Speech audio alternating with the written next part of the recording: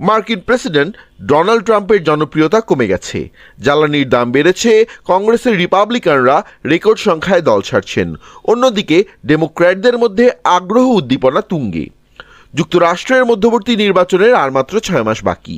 এই অবস্থায় রাজনৈতিক পরিস্থিতি নিয়ে গভীরভাবে উদ্বিগ্ন রিপাবলিকান পার্টি। দলটির নেতাদের আশঙ্কা, পরিস্থিতি উন্নতি না হলে আগামী শরতে অনুষ্ঠিতব্য মধ্যবর্তী নির্বাচনে দল বড় বিপর্যয়ের মুখে পড়তে পারে। বিশেষজ্ঞরা বলছেন, হাউস এখন ডেমোক্র্যাটদের হাতে যাওয়ার সম্ভাবনাই বেশি। অন্যদিকে সিনেটের নিয়ন্ত্রণ, যা কিছুদিন আগেও গ্র্যান্ড ওল্ড পার্টি জিওপির দুর্গ হিসেবে পরিচিত ছিল, ক্রমেই হাতবদলের ঝুঁকিতে পড়ছে।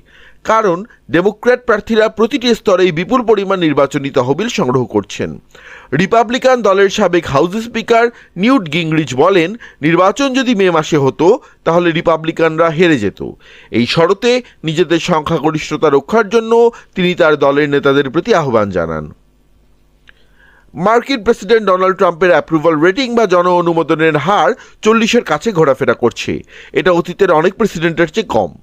গত মঙ্গলবার CNN SSRS-এ তার জন অনুমোদন হার ছিল 41%। ডিসিশন ডেস্ক HQ-তে এ হার ছিল 40.6%। কিন্তু এর বাইরেও একটি বিষয় নিয়ে উদ্বেগ আছে। তরুণ ও পুরুষ ভোটারদের মধ্যে জনপ্রিয়তা কমেছে ট্রাম্পের। ইরানের সঙ্গে যুদ্ধ শুরুর পর গত মার্চের শেষ ম্যারিস্ট ও কুইনিপিয়াক বিশ্ববিদ্যালয়ে একটি জরিপ চালায়। 45 বছরের কম বয়সীদের মধ্যে জরিপ চালানো হয়েছে। এ প্রসঙ্গে CNN-এর রাজনৈতিক বিশ্লেষক হ্যারি অ্যান্টন বলেন, 2024 সালে ডোনাল্ড ট্রাম্প ও রিপাবলিকান পার্টি জিতেছিল পুরুষ ভোটারদের সমর্থনেই। কার্যত পুরুষ ভোটাররাই রিপাবলিকান দলের শক্তি। তবে তারা এবার প্রেসিডেন্ট ট্রাম্পকে পরিত্যাগ করছেন। ট্রাম্প ও তার দল যদি মিডটার্মে হেরে যান, তবে সেটি ট্রাম্পের জন্য খুব নেতিবাচক হতে পারে।